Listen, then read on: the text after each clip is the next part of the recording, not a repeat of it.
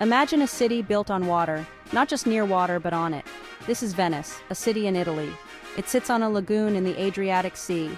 Venice is a city of canals and bridges, of palaces and churches. It is a city unlike any other. For centuries, Venice was a powerful force in the Mediterranean. It was a center of trade, art, and culture. This is the story of Venice, from its humble beginnings to its glorious height and eventual decline. Venice's story is a reminder that even the greatest empires can fall. But it is also a testament to the enduring power of human creativity. Venice may no longer be a superpower, but it remains a city of unique beauty and charm.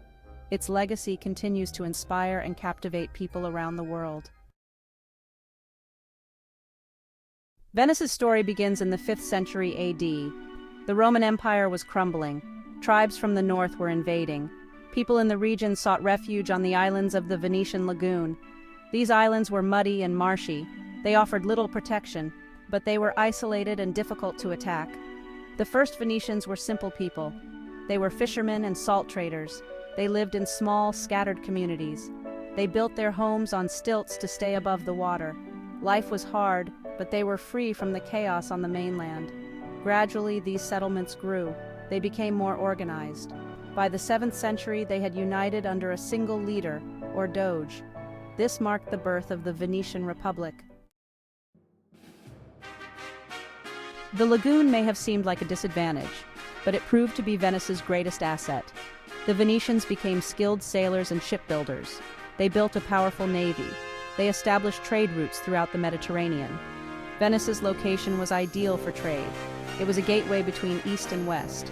Venetian merchants brought back silks, spices, and other luxury goods from the east. They sold these goods to the rest of Europe for a huge profit. As Venice grew richer, it also became more powerful. It conquered territories along the Dalmatian coast. It established colonies in the eastern Mediterranean.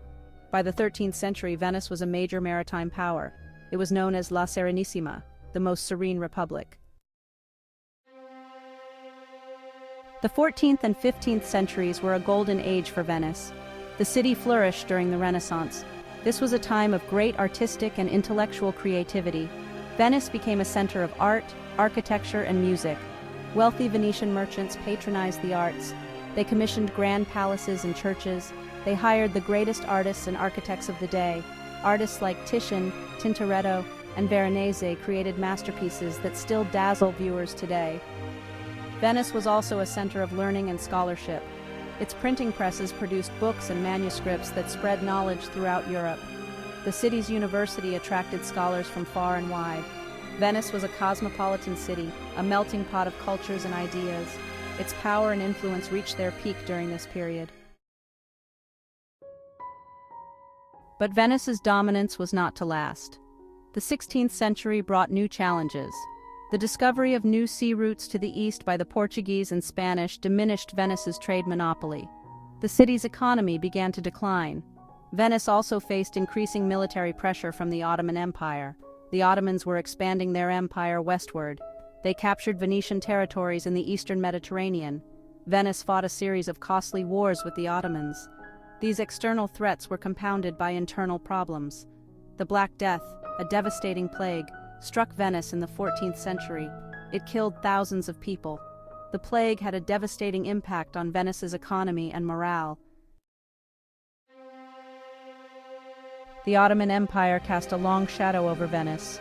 The two powers clashed repeatedly in the 16th and 17th centuries.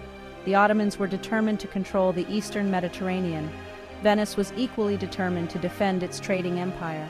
One of the most significant conflicts was the Battle of Lepanto in 1571. Venice joined forces with Spain and the Papal States to defeat the Ottoman fleet. The battle was a major victory for the Christian powers, but it did little to stop the Ottoman advance. Venice continued to fight the Ottomans, but its resources were dwindling. The city was forced to make concessions. It lost more territory. Its once mighty navy was a shadow of its former self. The long struggle with the Ottomans had weakened Venice considerably. By the 18th century, Venice was a city in decline. Its economy was stagnant, its navy was weak, its government was corrupt and inefficient. Venice was a shadow of its former self. Yet the city remained a place of beauty and culture. Venetians continued to celebrate their traditions. They held elaborate festivals and regattas. They enjoyed theater, music, and opera. But the spirit of La Serenissima was fading. The Venetian Republic was nearing its end.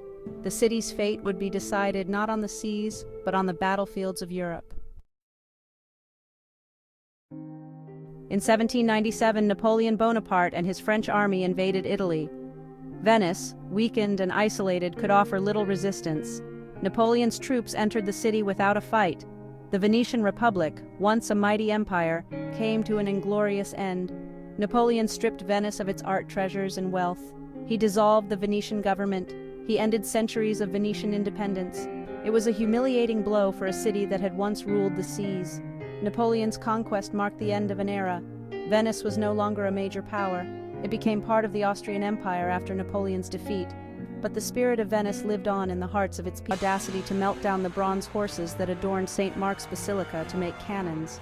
Napoleon's actions were a calculated humiliation of Venice.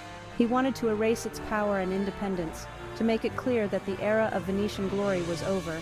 And yet, amidst the plunder and despair, the spirit of Venice, though wounded, refused to be extinguished. Venice may have lost its political power, but its artistic and cultural legacy lived on. The city remained a treasure trove of art and architecture. Its canals and palaces, its churches and bridges still spoke of its glorious past. During the 19th century, Venice became a magnet for artists and writers. They were drawn to its beauty, its history, and its unique atmosphere. Painters like Turner and Monet captured the city's ethereal light and shimmering reflections on canvas. Writers like Byron and Hemingway found inspiration in Venice's labyrinthine streets and romantic canals. Venice, no longer a political power, became a cultural icon, a city of the imagination. Venice's story is a reminder that power is fleeting. Empires rise and fall, but culture and art endure. Venice's legacy is not just in its stones and canals, but in the spirit of its people. The Venetians were known for their resilience, their ingenuity, and their love of beauty. They built a city on water, a city of trade and culture. They created a unique way of life that continues to fascinate and inspire.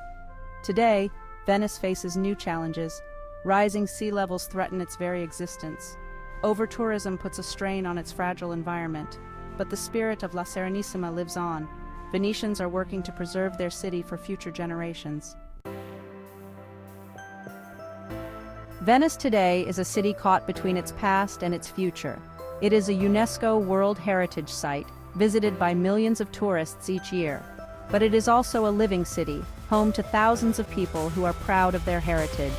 Venice faces an uncertain future. Climate change and rising sea levels pose a serious threat. The city is sinking, and high tides regularly flood its streets and piazzas. The challenge is to find ways to protect Venice's fragile environment while preserving its unique character.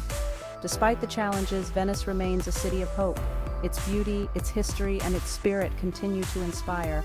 The Venetians are a resilient people, and they are determined to find a way to ensure that their city continues to thrive for centuries to come. The story of Venice is not over. It is still being written.